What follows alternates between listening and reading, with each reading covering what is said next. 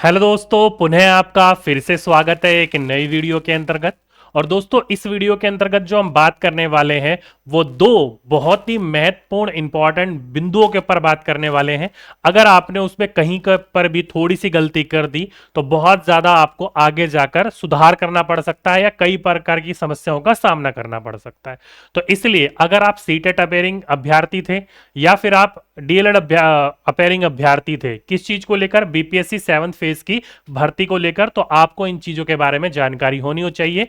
आप लोग इसके प्रति सचेत होना चाहिए। ठीक है, तो जैसे कि दोस्तों आप सही बच्चों को मैंने बोला था कि आप लोगों का जो रिजल्ट है वो 17 तारीख को शाम से आना शुरू हो जाएगा या फिर 18 तारीख से शुरू होगा।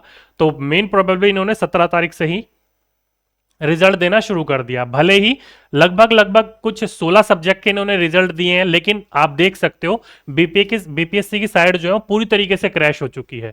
यहां पर कुछ भी, मैं नेट, मेरी स्पीड यहां पर बहुत ही हाई स्पीड है, फाइबर नेट है, लेकिन कुछ भी देखो ओपन नहीं हो रहा है। बिल्कुल बुरी तरीके से बीपीएससी की साइड क्रैश हो चुकी है 11वीं 12वीं का रिजल्ट देने में।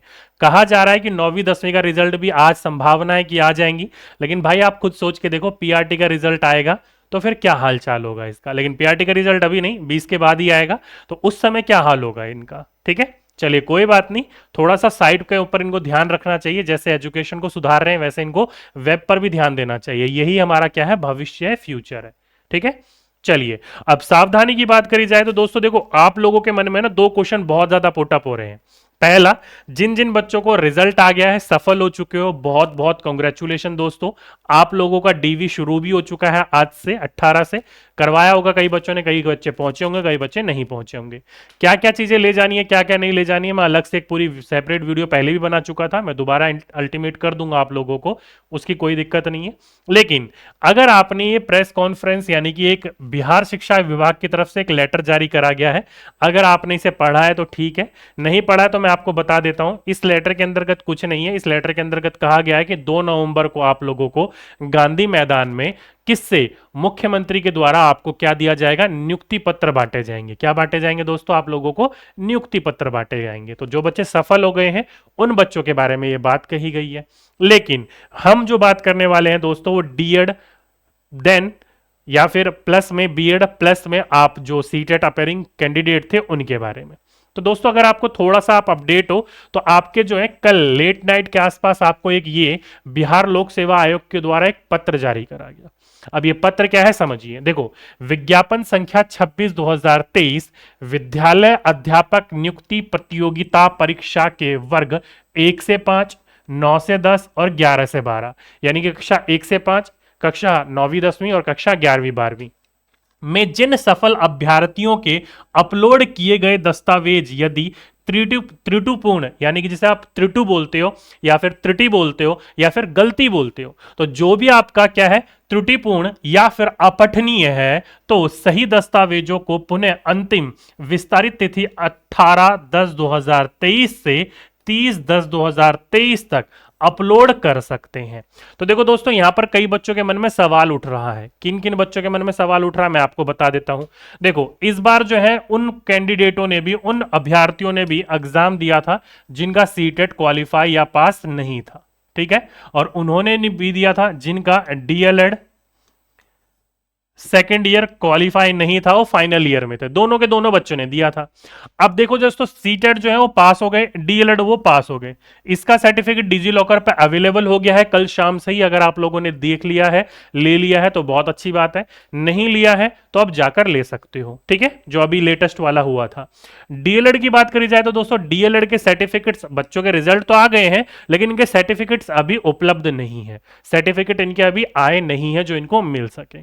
ठीक है, तो इसलिए अब ये बच्चे कंफ्यूज है कि यार हमारा सीटेट का क्वालिफाई हो चुका है, सीटेट का सर्टिफिकेट आ चुका है, सब कुछ हो चुका है, तो ये जब मौका दिया गया है 18 तारीख यानी कि आज से लेकर अगले आने वाले 30 तारीख तक कि किसी भी प्रकार का दस्तावेज जो है वो अगर अपठनीय है, यानी कि पढ़ा नहीं जा रहा है, ब्लर है, धुंधला है किसी भी प्रकार के रूप में वो, या फिर जो आपके डॉक्यूमेंट्स है जो आपको क्या है, जो आपको गलतियां हैं किसी भी प्रकार की, तो उसको अगर आप ठीक करना चाहते हो तो उनको ठीक करके आप री अपलोड कर सकते हो। वही अटेस्ट करवाकर, जो भी आपका ब्लॉक ऑफिसर होता है उससे अटेस्ट करवाकर उसके नाम के साथ, उसके पद के नाम के साथ और जो जगह पर वो अभी कार्यरत है उस जगह के नाम के साथ आपको अटेस्ट करवा के अपलोड करना है फोन नंबर के साथ, जो थोड़े दिनों पहले आपको मौका दिया था।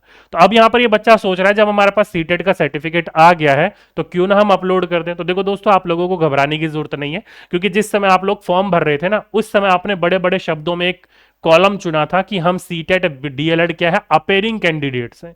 तो वहां पर आपको पहले ही मौका दे दिया गया था फॉर्म भरते समय कि अपेयरिंग वालों के लिए अलग कॉलम था, पास वालों के लिए अलग कॉलम था। तो आप लोगों ने अपेयरिंग कॉलम को चुना होगा। अगर आपने अपेयरिंग कॉलम को चुना था तो बहुत अच्छी बात है, अगर नहीं चुना था तो आपको फिर दस्तावेज अपलोड करने थे उसी समय पर। ठीक है, तो आप लोगों ने सभी अपेयरिंग का कॉलम चुना होगा। तो अपेयरिंग कॉलम अगर आपने चुना था तो आप ऑलरेडी अपेयरिंग हो, टेंशन ना लो।